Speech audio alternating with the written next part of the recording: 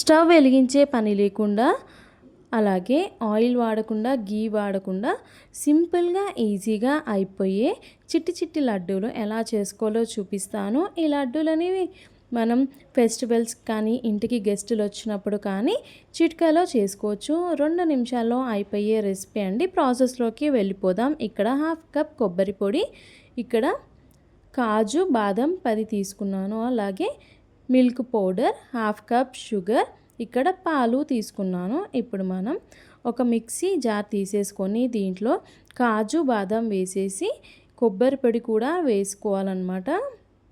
అలాగే తీపికి తగ్గట్టుగా షుగర్ అనేది మనం యాడ్ చేసేసుకోవాలి.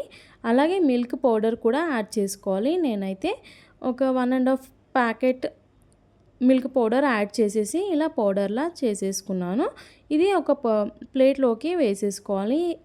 ఈ పొడిని మొత్తం ఇలా వేసేసుకొని ఒకసారి మిక్స్ చేసేసుకోవాలన్నమాట. మనకి దీంట్లో కొబ్బరి పొడి ఉంది కాబట్టి కొంచెం ఆయిల్ ఉంటుందన్నమాట.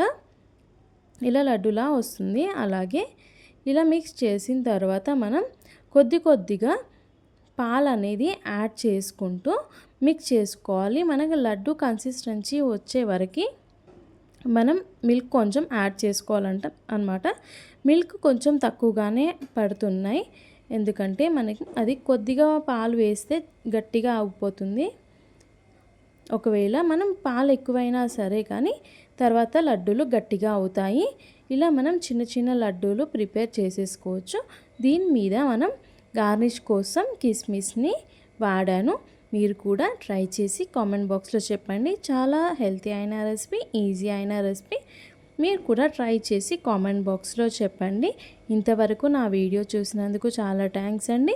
అలాగే మళ్ళీ ఒక కొత్త రెసిపీతో నెక్స్ట్ డే 12:15కి మీ ముందు ఉంటాను.